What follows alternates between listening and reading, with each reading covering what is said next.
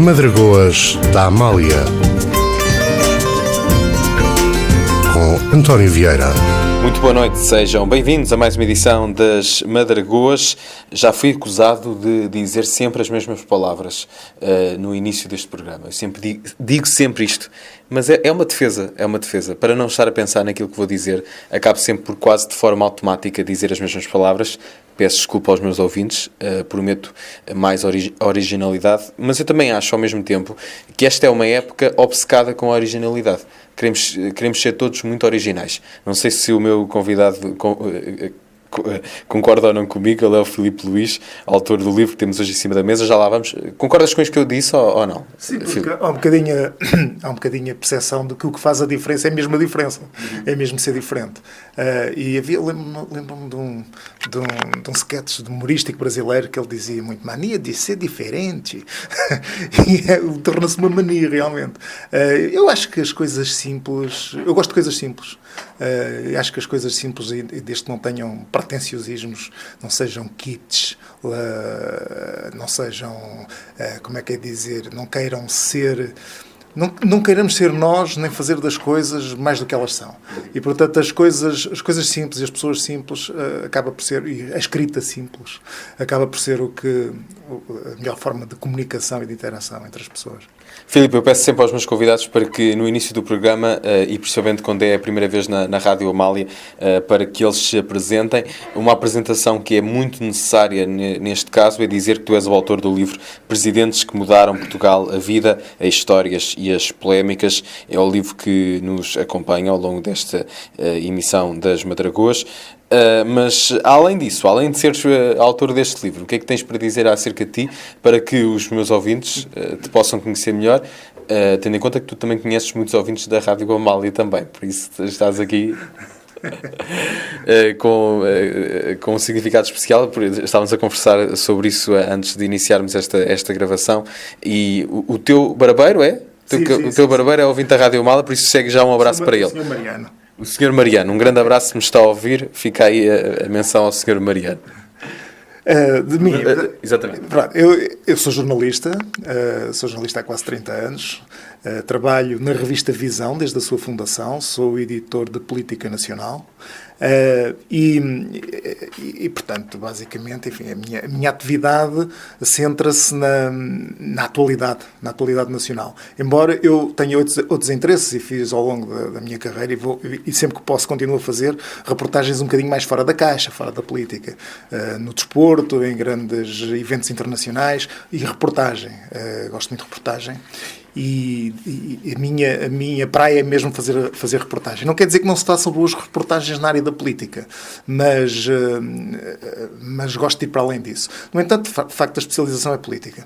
Agora, eu sou o Filipe, tenho 54 anos e gosto de outras coisas, de agricultura, de fazer... Gostas de agricultura? Sim, muito. E fazes o teu vinho? Faço. Como é que é essa experiência? Isso há quanto tempo?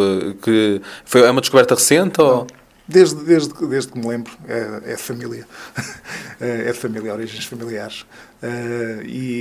Portanto, continua o meu pai, mas não é por razões comerciais, nem vivemos disso, não é? É uma espécie de um hobby. Gostamos nomeadamente, temos outras coisas, mas frutas e tal, mas gostamos de fazer o nosso vinho para beber durante o ano em casa. Esta rádio, Filipe, não sei se sabes, mas é uma rádio com contornos especiais, ou seja, é uma rádio onde há muita proximidade entre os locutores e as pessoas que fazem rádio e os próprios ouvintes, e por isso nós somos, ainda bem, muitas vezes presenteados com coisas que os ouvintes vêm cá trazer, seja comida ou uma garrafa ou outra, seja o que for. Se eu soubesse trazido. E eu lamento que tenhas vindo à Rádio Amália e não tenhas trazido o teu vinho, nem nada da tua horta. Lamento imenso. Começamos mal. Exato. Como é que eu me vou redimir disto? Mas à minha vindima no próximo ano. Muito bem, fica combinado. Filipe, antes de passarmos ao livro, e muito rapidamente, a ideia que passa é que a reportagem, precisamente o género jornalístico onde tu te sentes mais à vontade, ou pelo menos aquele que te entusiasma mais, é um género que está a perder investimento da parte dos jornais, das televisões, das rádios. É uma ideia certa, esta ideia que passa, ou não é necessariamente assim? É porque também já ouvi o contrário. Eu ouvi que a reportagem pode ser mesmo aquilo que vai salvar os jornais, porque notícias imediatas há muitas na internet. Sim, eu acredito nisso. Hoje em dia as pessoas, mesmo sem querer, estão informadas. Quer dizer, chove informação de todos os lados, permanentemente, ao minuto, ao segundo, e quer dizer, portanto, isso é uma função que tem, isso vem de várias fontes, vem de fontes, vem do jornalismo, mas vem do homem da rua, daquilo que alguns chamam de jornalismo de cidadão, que é um conceito que eu ponho em causa, mas e portanto são bombardeadas a qualquer momento, e portanto há aqui um problema, que é o problema do papel, não é? A extinção ou não dos órgãos de comunicação social em papel, falo de jornais e revistas. O que é que pode fazer, há bocado estávamos a falar da mania de ser diferente, o que é que pode fazer a diferença? E a diferença é explicar, a reportagem pode dar aqui uma grande ajuda, que é transportar as pessoas, para além da informação, e a reportagem é informação, mas é também colorido, ambientes, sons, cheiros, transportar as pessoas para os locais. E isso é uma grande mais-valia que nós podemos dar quando estamos mergulhados nesse género jornalístico. E, portanto, daí eu até costumo dizer que o jornalismo de investigação, que é um jornalismo muito valorizado hoje em dia, não é? É o cérebro do jornalismo, mas a reportagem é o coração. E como eu sempre fui um romântico, prefiro a reportagem. Filipe Luís é o autor do livro Presidentes que Mudaram Portugal, a Vida, as Histórias e as Polémicas. Na verdade, falas aqui dos 5 presidentes da nossa democracia, a partir de 1974. Como é que surgiu a ideia para este livro? É mesmo a partir de 1976, porque são apenas os presidentes eleitos por sufrágio direto e universal. Antes disso, entre 74 e 76, houve 2 presidentes da democracia, que foi o general Spínola e o general Costa Gomes, mas não foram eleitos, foram nomeados pela Junta de Salvação Nacional, que foi um órgão transitório, não é, na democracia. Eu também falo deles na introdução do livro, para introduzir, digamos, o tema, e depois o critério foi mesmo tratar das 5 personagens que os portugueses elegeram, 4 delas por 2 vezes, para o órgão mais importante das nossas instituições políticas, e que é um órgão unipessoal, é o único órgão unipessoal. Portanto, a pessoa faz o órgão. A Presidência da República é uma pessoa que é uma espécie de um representante, para além dos poderes que continua a ter, é também um símbolo. E é interessante mergulhar na vida destas pessoas que nós elegemos, que é pouco conhecida. Quer dizer, não é assim tão conhecida. Apesar de haver muita bibliografia, que eu, aliás, li, várias biografias de alguns desses personagens, outros em autobiografias, livros, jornais de época, etc. E eles aparecem, cruzam-se na vida do país, em várias épocas. E, portanto, isto não é um livro sobre os seus mandatos como Presidente da República apenas. Embora esteja presente, enfim, como não podia deixar de ser, os acontecimentos principais dos seus mandatos, desde 1976, desde o general Ramalho e antes, também está presente um pouco a vida deles, como é que eles são, como é que eles foram, o que é que eles fizeram, para o bem e para o mal. E daí que também se justifique encontrar no livro também já o atual Presidente da República. O livro é escrito quando, acabado de escrever, e é o último capítulo, quando Marcelo Rebelo de Sousa tinha 1 ano e meio de mandato, nem 1 ano e meio ainda, mas já tinha mudado alguma coisa na Presidência da República. Mudou qualquer coisa na Presidência da República. Mas também queremos saber a vida dele para trás. Como é que ele chegou aqui, para o bem e para o mal, não é? Como é que ele chegou aqui, o que é que fez anteriormente em termos de cívicos, da sua intervenção cívica, a sua intervenção política, a sua história de vida. E é uma das personagens mais interessantes do livro. E, portanto, embora tenha um capítulo mais pequeno, porque da parte do mandato não havia ainda muito para dizer. E como é que tiveste a ideia para o livro? Sim, a ideia é exatamente a eleição de Marcelo Rebelo de Sousa, que é assim, no momento em que o Marcelo é eleito Presidente da República, cria-se uma grande expectativa. Uma grande expectativa à volta da sua figura e uma grande expectativa à volta do que é que ele iria fazer. Ele fez uma campanha muito diferente do que é habitual, muito personalizada, começou a inventar aquela que parecia ser uma treta de campanha eleitoral dos afetos e das selfies, mas que se foi provando que era mesmo uma espécie de um programa político. Até agora mantém-se. Mantém-se. Vamos lá ver até quando e vamos lá ver se consegue aguentar esta pedalada e vamos lá ver se este feitiço não se vira contra o feiticeiro. Aliás, esta história dos afetos tornou-se tão importante que hoje em dia até outras figuras políticas discutem ou não se querem ser líderes dos afetos. Por causa da campanha em relação para líder do PSD, em que Santana Lopes e Rui Rio a certa altura estavam a discutir se são dos afetos ou não, o que até teve alguma piada. E Santana Lopes disse: eu não sou campeão dos afetos, sou como sou, toda a gente é como é, não é? Isso é tipo aquele tipo de frases não diz nada. Exato, não é? É o tipo de frases que não diz nada. Mas exatamente. Mas eu estava a dizer que não é apenas a circunstância de haver aqui uma figura muito fora da caixa, Marcelo Rebelo de Sousa, uma figura muito original e que os portugueses conheciam muito bem da televisão, sobretudo, de 15 anos de exposição em horário nobre, e também do seu estilo de fazer política, da forma de fazer política às vezes muito florentina, muito subterrânea. Ele inventou em Portugal a fake news, na verdade. Há uma história que toda a gente conhece, enfim, com o Paulo Portas, a célebre história da Vichy Soase, que foi uma falsa notícia que o Marcelo, para pregar uma partida, Paulo Portas lhe transmitiu, quando Portas era jornalista, diretor do Independente, e depois aquilo foi esclarecido, ele ficou durante algum tempo muito zangado com o Marcelo Rebelo de Sousa. Mas ele é assim, é uma pessoa muito imprevisível e tem uma forma muito imprevisível de fazer política. Portanto, estava a criar muita expectativa. O que é que vai sair dali? Perguntavam-se as pessoas e perguntavam-se os meios jornalísticos. Depois, outro aspecto interessante é que isto aconteceu precisamente na altura em que o país experimentava uma solução de governo completamente inédita nos últimos 40 anos.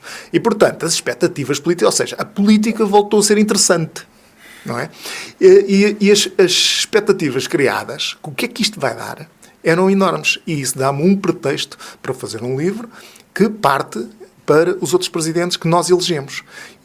E ao longo da pesquisa para o livro, eu vou descobrindo alguns dados interessantes. Primeiro, são todos completamente diferentes, não só na maneira de fazer política e na sua concepção da prática política, como nas personalidades. São as personalidades mais diferentes que existem. É incrível. Todos entre eles. Não há um parecido com o outro. Mas tem um dado comum. Tem um dado comum que, se formos bem a ver, é o que faz com que eles cheguem lá. Que é a identificação com os portugueses. Ou seja, eles são todos portugueses típicos.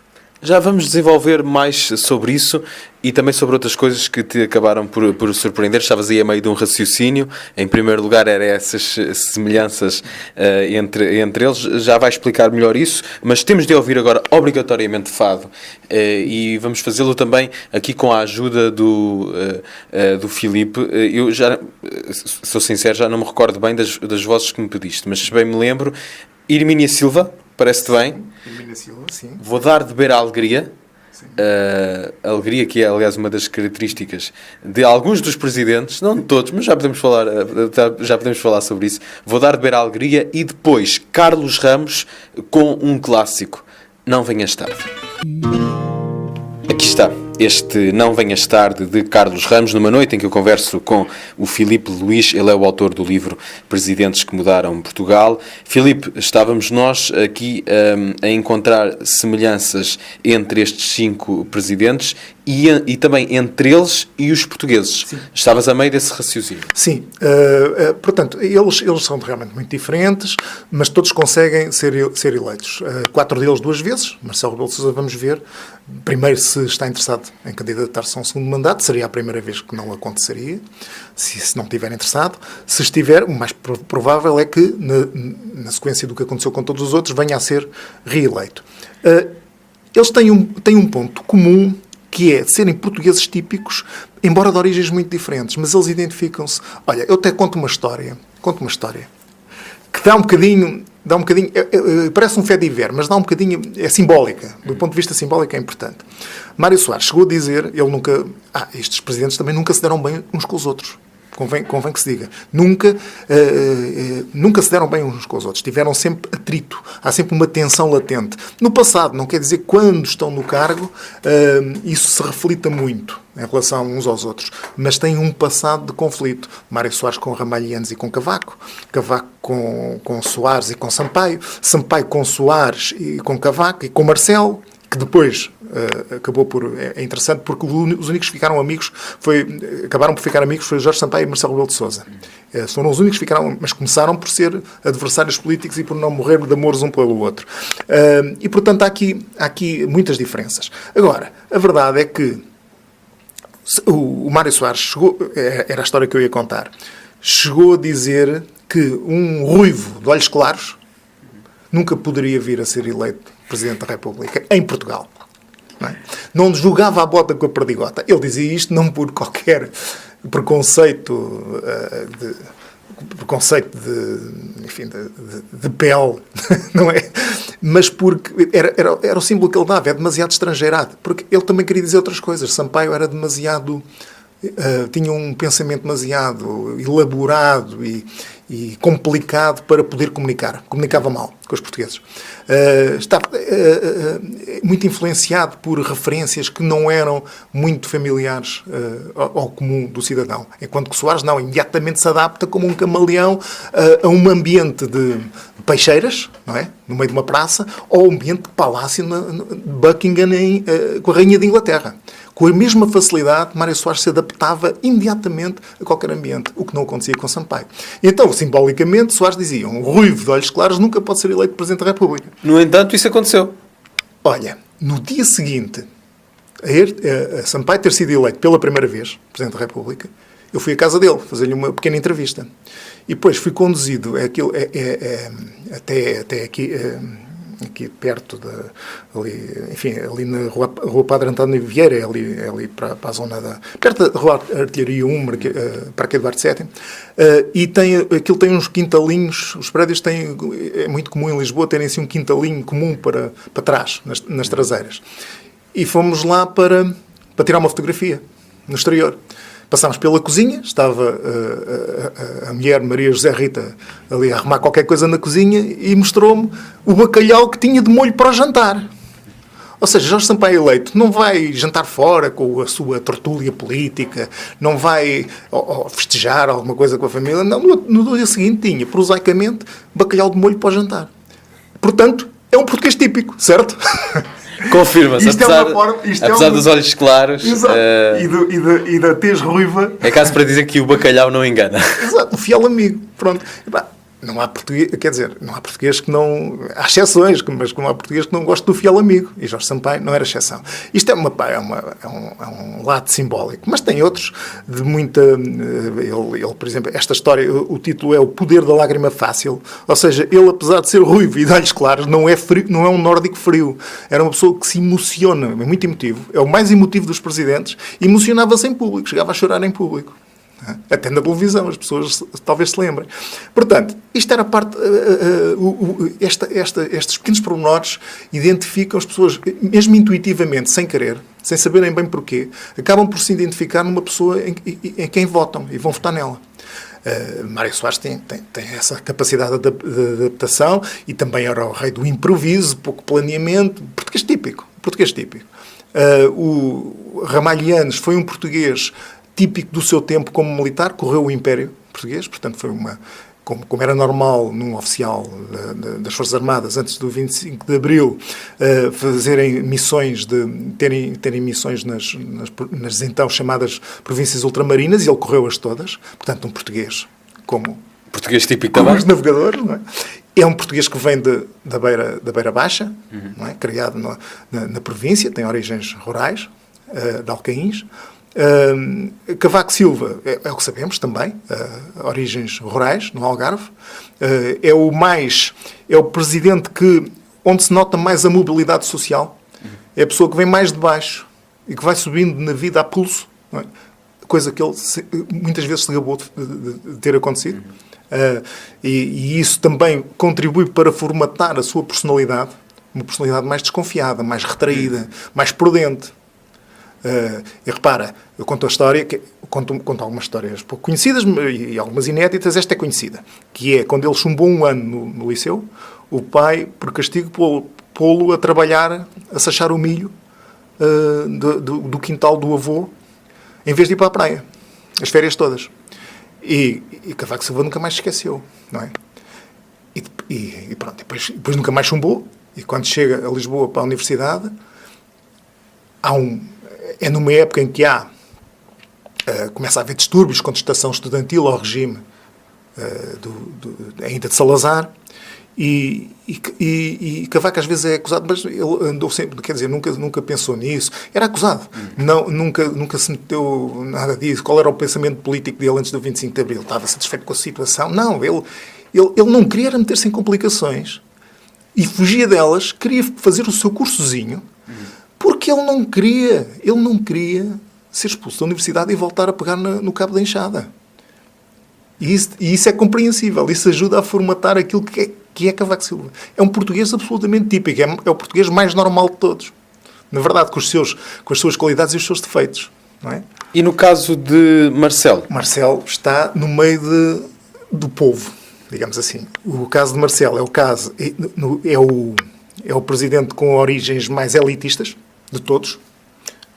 Só comparável com Jorge Sampaio em parte também Soares tem uma origem também de uma certa elite, mas aquela elite que nós temos o estereótipo dos tios de Cascais, pronto, o Marcelo vem daí. Isso também é português, também é muito português. Eu conto, aliás, a história como é que Cascais começou a ser importante. O rei Dom Carlos ia para lá fazer os seus estudos de oceanografia e a corte ia atrás. E como ele passava lá muitas temporadas, as pessoas começaram a comprar terrenos e a construir as suas casas. Naquela vila que era uma vila de pescadores miserável. Não é? Portanto, há um pedigree que se vai formando a partir da elite, que dura até os nossos dias essa imagem de marca. E depois os de menos posses iam ficando pelo caminho, mas o mais próximo possível. E assim nasce também sítios não tão in como Cascais, mas suficientemente in, tipo o Estoril, Carcavelos. Vai sendo pouco a pouco, porque eram terrenos inóspitos onde ninguém vivia, a não ser alguns pescadores. E, portanto, há aqui um outro Portugal nas origens de Marcelo. E depois, ele, também muito adaptável, tal como Mário Soares, que é o que tem mais em comum. São os presidentes mais parecidos deste ponto de vista da adaptação a qualquer ambiente. Sempre muito à vontade, mistura-se com o povo e aparece como um homem do povo, próximo do povo. Portanto, também tem aqui estes traços de Portugalidade. E isto é possível, e são portugueses, portanto, todos eles comuns, é possível numa república. É o que faz a diferença relativamente à monarquia, em que não são pessoas comuns, são pessoas de uma determinada aristocracia que lá chegam. Presidentes que mudaram Portugal, e ficamos também conhecendo os perfis, é muito interessante isso, conhecendo os perfis de cada um deles, ficamos a conhecer melhor o nosso país, o que não deixa de ser uma visão muito curiosa que este livro nos dá. O autor é o Filipe Luís, ele também é apreciador de fado, e vamos ouvir, portanto, duas vozes, depois de termos ouvido Hermínia Silva e Carlos Ramos, agora duas vozes da nova geração de fadistas, o grande Ricardo Ribeiro, que nos canta aqui. Tens preferência no tema ou escolho eu? Vamos optar por do último disco. Do último disco? Mas eu não consigo dizer-te o nome. Já ouvi várias músicas, mas não consegui. Não sou um especialista, não é? Vamos ouvir então o tema Nos Dias de Hoje. Um dos temas, não conheces esse? Conheço. Nos Dias de Hoje. Conheço muito bem. Pronto, Ricardo Ribeiro e depois Raquel Tavares com o tema. Estou a escolher assim em direto, portanto tenho de dar tempo. Não me esperes de volta. É isso. Ricardo Ribeiro e Raquel Tavares no caso com Não Me Esperes de Volta, e depois voltamos à conversa com o Filipe Luís. Ele traz-nos este Presidentes que Mudaram Portugal.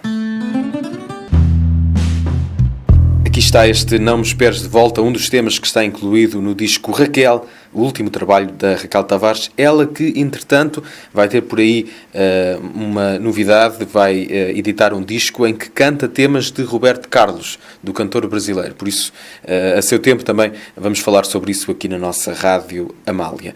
Hoje converso sobre este Presidentes que Mudaram Portugal. É o livro que temos em cima da mesa, é uma edição de Desassossego, da chancela Saída de Emergência. São livros para pensar e, neste caso, já nos fizeram aqui pensar ao longo desta conversa. Há pouco eu falei da questão, porque ouvimos a Hermínia Silva, eu falei da questão da alegria. Curiosamente, quando falamos dos presidentes, é uma coisa que muitas vezes surge na conversa. Ele era mais alegre, o outro era mais sisudo. Como é que os descreverias em relação a isso? Olha, aqui há pontos comuns também entre eles. Digamos, os mais parecidos do ponto de vista da imagem é Ramalhianes e Cavaco Silva, mais sisudos. Ramalhianes, aliás, o título do capítulo é O General que Não Sorria. E já que falamos de música, não tem a ver com fado, mas é uma banda pop dos anos 80, que é o Salada de Frutas. Tinham uma música muito famosa, que muitas pessoas se lembrarão, que era o Canvas. E um dos versos, portanto, eles faziam ali umas rimas: se o imposto não subisse, se o emprego não fugisse, se o presidente sorrisse, Canvas fazia-se casqui. Portanto, essa imagem de um presidente que não sorria, Ramalhianes, entrou até no imaginário da música através dos Saladas de Fruta, o que confirma, o que dá credibilidade a este título do capítulo. Ele, aliás, eu conto esta história dos Saladas de Frutas e conto uma outra, que havia um livro de caricaturas do Augusto Cid, Elianito, que era um livro muito crítico para Ramalhianes, e que de vez em quando aquilo atravessa as peripécias da Revolução. E de vez em quando, Ianes, quando perante coisas mais cómicas, diz para si próprio: não posso rir que fico feio. Portanto, o que é, aliás, uma resposta com humor, não é? Sim, com humor, mas o Ianes não dizia isso. Quem dizia era o Augusto. Estava na caricatura. Sim, estava na caricatura. Ele brincava com isso. Portanto, tinha essa imagem, que era uma imagem que os portugueses apreciaram, porque era uma imagem de um homem que vinha... Seriedade, não é? De seriedade e que vinha por ordem da casa. Tínhamos acabado de sair de uma altura de muito conturbada da Revolução, 2 anos de PREC, e Ramalhianes, que chega lá quase por acaso, à presença da República, ele nem queria, mas foi, digamos, o ungido pelo Conselho da Revolução, na altura, que achou que era um homem forte, era o homem certo para aquele lugar, naquele momento. Porquê? Porque ele tinha sido o coordenador militar das operações do 25 de novembro, que estabilizaram a democracia portuguesa. Portanto, ele começou a mudar Portugal logo aí. Foi decisivo para que Portugal tivesse o regime que tem. Pluralista, do campo ocidental, participante na NATO e com aspirações a aderir à Europa. Tudo isso nasce de várias convulsões que houve durante aquele período e que tem o seu momento final num confronto militar a 25 de novembro de 1975. E antes foi o estratega do lado vencedor. Não é? Por isso é que chega a Presidente da República. Não é que os partidos que o apoiaram, nomeadamente os 3 que depois ficaram arco do governo, PS, PSD e CDS, que tivessem a morrer de amores por um militar mais ou menos obscuro, de dar carrancudo e pouco conhecido. Havia outros, muito mais estrelas, na altura. Portanto, Ianes chega lá com aquela imagem. Aliás, ele tinha um slogan, que muita gente se lembra, que era: muitos prometem e Ianes cumpre, que era o que estava nos cartazes. Muitos prometem e Ianes cumpre. É uma frase seca, mas forte. E cumpre de cara séria. Portanto, esse não está, tem esse ponto em comum mais sisudo com Cavaco Silva. Também teve sempre um ar muito grave. No caso de Cavaco Silva, sobretudo devido à timidez. Não é o caso de Eanes. No caso de Eanes é uma imagem estudada do militarão. No caso de Cavaco Silva, às vezes era muito atacado, mas isso, por causa destas características pessoais, mas isso devia-se à sua falta de jeito e à sua timidez. Como Primeiro-Ministro, fez o seu caminho e ganhou eleições. Os portugueses também gostaram, aparentemente, do estilo. Porque é engraçado que os portugueses, se identificam com a pessoa, tanto gostam de um estilo mais sisudo como gostam de um Nem estilo... mais, era isso que eu estava a pensar. Porque depois, depois de... aliás, é muito curioso, porque podemos aqui, no que diz respeito a esta questão do sorriso, encontrar uma postura mais equilibrada no caso de Jorge Sampaio. Sim. Mas nos outros 4, depois de um presidente mais sisudo, um presidente mais bonacheirão, Sim. por assim dizer, Mário Soares. E o mesmo acontece agora, depois de Cavaco Silva, um anti-Cavaco, Marcelo Rebelo de Sousa. Precisamente, é muito interessante. Isso percebe-se ao longo do livro como é que evoluiu, também tem a ver com a evolução dos acontecimentos políticos. Havia muita ideia, sobretudo depois da presidência de Mário Soares, que fundou várias coisas, marcou um estilo que depois os seus sucessores foram imitando, inventou várias coisas, e nomeadamente esta imagem que era, aliás, por causa da dupla que fez com Cavaco, quando chefiava ao governo, que era, no governo, um pai severo e na presidência da República uma mãe carinhosa.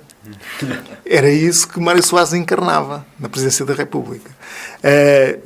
E o pai severo, depois, afinal, chegou também à presidência da República, mas nunca foi uma mãe carinhosa, curiosamente. Nunca conseguiu ser a mãe carinhosa que tinha sido Mário Soares. Em termos políticos, é muito curioso, Filipe, que nós aqui temos um pouco de tudo, até Mário Soares, em que aliás, tu na capa tens o nome de cada um deles e até uma espécie de descrição curta. É o título dos capítulos. Que é o título, curiosamente, dos capítulos.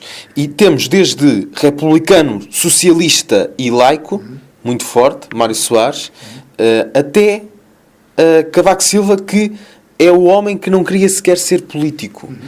Ou seja, temos de um extremo ao outro, não é? Alguém que se assume político, de facto, e republicano, e socialista, e alguém que não tinha essa vocação à partida. Como é que eles são enquanto políticos, rapidamente? Sim. Mário Soares é o político profissional, é o político que respira política desde pequenino e que morreu a respirá-la, não é? Mesmo quando ficou um bocadinho mais afetado por uma encefalite que teve nos últimos anos, já às vezes exagerava, não dizia, não jogava a bota com o perdigota, mas ele não, até que a família começou a protegê-lo da exposição pública. Mas ele nunca deixou de ser político, de tal modo que quando anunciou o abandono da política aos 80 anos, afinal depois voltou a candidatar-se ao Parlamento Europeu, à presidência da República. Quer dizer, e portanto não conseguia, era uma espécie de um vício que não conseguia largar, não é? Contra a vontade da própria família. Cavaco Silva era ou não político, que achava que não era político. Ele falava dos outros, dos políticos. Os políticos isto, os políticos aquilo.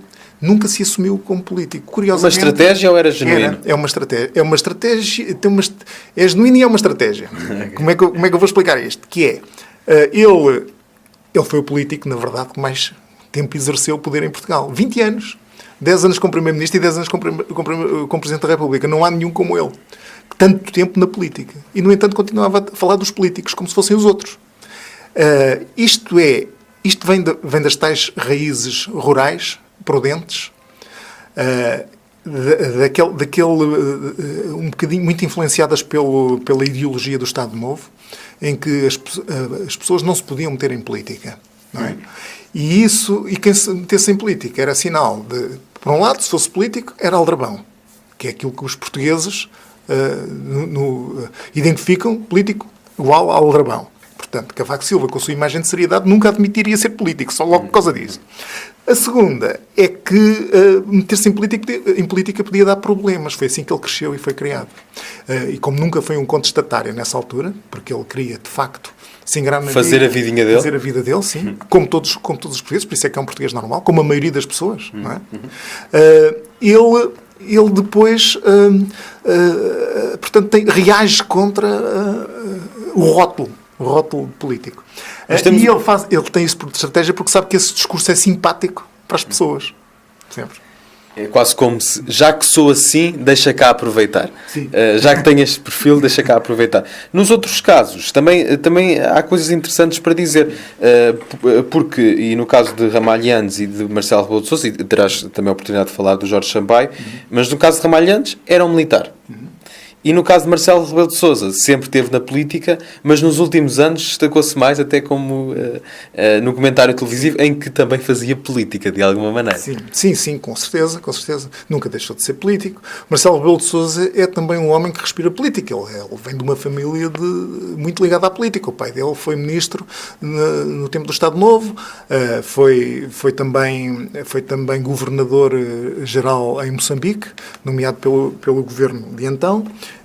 E cresceu sempre num ambiente político. Aliás, isso também e portanto há aqui traços comuns nos estilos de exercer a presidência.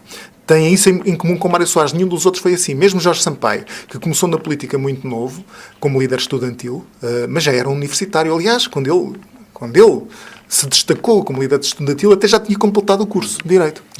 Já estava licenciado. Portanto, não é desde pequenino, não nasceu num ambiente de política. Mário Soares, sim, o pai dele era político, era republicano, foi opositor ao Estado Novo, tinha sido ministro na República, no tempo da Primeira República, e, portanto, ele cresceu sempre naquele ambiente que chamavam na altura o reviralho, que eram os velhos republicanos da oposição democrática, que se reuniam em casa dele, e ele desde pequenino ouvia as conversas e sempre se interessou muito. E, portanto, Jorge Sampaio já é como líder estudantil que aparece. Marcelo Rebelo de Sousa tinha também esse ambiente político, mas do lado da situação. Do lado da situação salazarista, digamos. E, portanto, são esses traços que os unem e que os separam. Filipe, eu ficava aqui mais uma hora a conversar contigo. Na boa, o livro é muito interessante. Presidentes que mudaram Portugal, mas já gravámos muito tempo. E eu fazia-te uma última pergunta, pedia que fosses sucinto. E a pergunta é, o que é que esta tua investigação, este teu trabalho, o que é que nos pode fazer concluir acerca do próprio cargo de Presidente da República? O primeiro aspecto é que a importância do cargo depende da pessoa que o exerce. A segunda é que é uma válvula de segurança para o regime, mas quando a pessoa que o exerce não tem a capacidade de influenciar os acontecimentos, torna-se uma espécie de excrescência dispensável. E, portanto, o que eu acho é que, passados estes anos todos de democracia, e defendo isso, de vez em quando pode-se discutir se continuamos, se podemos continuar assim, ou se seria preferível mudar para um regime ou mais parlamentar ou presidencialista. Percebendo isso, para acabar, que é a última conclusão, percebendo que o cargo de presidente poderia estar a deteriorar-se, poderia estar a perder peso e a perder influência, Marcelo Rebelo de Sousa arranjou uma tática. Volta à primeira parte da conversa, que foi a dos afetos. Montou a banca na rua, tirou o escritório do Palácio de Belém e pôs o escritório na rua. Ok? E com esta tática, que parecia uma conversa da treta de afetos e selfies, conseguiu obter uma espécie de um escudo humano, que é a sua popularidade, e os portugueses, para que a sua palavra, assim, quando falar, tivesse peso. Foi o que aconteceu recentemente com a história dos incêndios. Ao mesmo tempo, sendo ele de uma área política oposta à do governo, andou com o governo ao colo, para que, quando for preciso, anda com ele ao colo, mas quando for preciso mudar a fralda, e a fralda suja do governo foi a forma como como geriu a história dos incêndios, ele poder criticar e ninguém o poder acusar, não é? De estar a fazer força de bloqueio ao governo. Então ele até foi um colaborador do governo até agora, percebes a tática? Esse estilo e este estilo de atuação do Presidente da República confirma que as expectativas criadas eram justificáveis quando ele foi eleito. Como é que vai ser até ao fim do mandato? Continua a ser absolutamente imprevisível. Mantém ou não mantém a pedalada, isto pode virar-se contra ele ou não pode, está tudo em aberto. E por isso é que o livro também tem um final aberto, desse ponto de vista. Veremos então. Filipe, muito obrigado. Filipe Luís, autor do livro Presidentes que Mudaram Portugal, edições de Desassossego, da editora Saída de Emergência, a vida, as histórias e as polémicas de Ramalhantes, Cavaco Silva, Marcelo Rebelo de Sousa, Mário Soares e Jorge Sampaio. Filipe, muito obrigado. Até à tua próxima vinda às Madragoas, já com vinho. Espero eu. Para o final destas Madragoas, eu juro que não é nenhuma provocação aos socialistas, tendo em conta o tema sobre o qual falámos esta noite, mas vamos ficar com Rosa Enjeitada. É o nome do fado que vamos ouvir na voz. Outra escolha do Filipe, ele queria ouvir a Maria Teresa de Noronha. Eu escolhi o tema Rosa Enjeitada, Maria Teresa de Noronha, para o final destas Madragoas. Até amanhã. Forte abraço.